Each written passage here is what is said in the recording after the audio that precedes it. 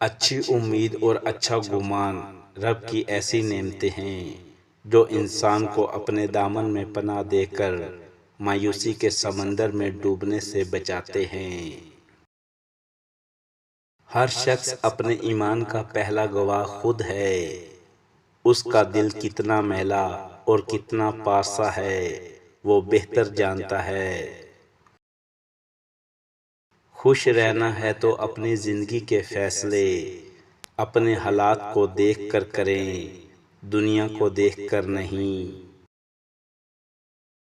بہت فرق ہوتا ہے ضروری اور ضرورت میں، کچھ لوگوں کے لیے ہم صرف ضرورت ہوتے ہیں، ضروری نہیں۔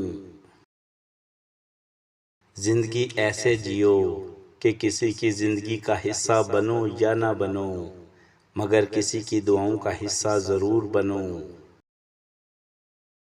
حاسد مجاز لوگ ان کتوں کی طرح ہوتے ہیں جو ہمیشہ ایسی سواری کے پیچھے بھاگتے ہیں جو ان سے آگے نکل رہا ہوتا ہے۔ انسان کو ہمیشہ وہیں سے زندگی کا سب سے بڑا سبق ملتا ہے جہاں وہ پوری طرح مخلص ہوتا ہے۔ سنی سنائی بات، دیکھی ہوئی بات اور خود پہ بیتی کیفیت برابر نہیں ہوتی۔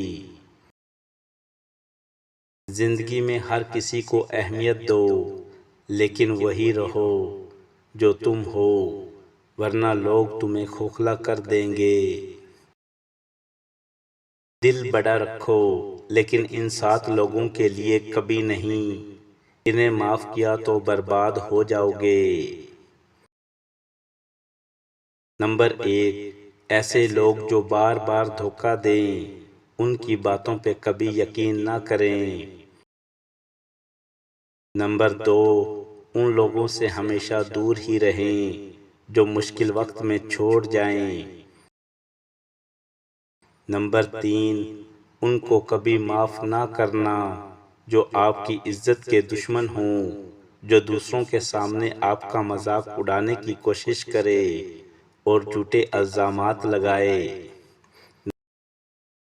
نمبر 4، حاسد لوگوں سے ہمیشہ بچ کر رہیں، کیونکہ وہ آپ کو لوگوں کے آگے نیچا دکھانے اور ان کی نظروں میں گرانے کے لیے گھٹیا حرکتیں کریں گے۔ نمبر 5، ان لوگوں کو کبھی معاف نہ کریں جو موقع پرست ہوں، ایسے لوگوں سے دور رہیں جو صرف اپنے فائدے کے لیے آپ کے قریب آتے ہیں۔ نمبر 6، ان لوگوں سے ہمیشہ دور رہیں جو آپ کی بہت زیادہ تعریف کرے اور ہر بات پہ قسم اٹھائے۔ نمبر 7، اپنے دل کو بڑا رکھیں، اپنی پرسنالٹی بہتر بنائیں اور لوگوں سے میل جول کم رکھیں۔ جو شخص تمہاری قدر صرف تب کرے جب اسے ضرورت ہو، وہ شخص تمہاری زندگی میں اضافی بوجھ ہے۔ ہر سنی سنائی بات پر یقین نہ کیا کریں، ممکن ہے جس شخص کی بات ہو رہی ہے وہ سیدھا ہو جبکہ بات کرنے والا ٹیڑھا ہو۔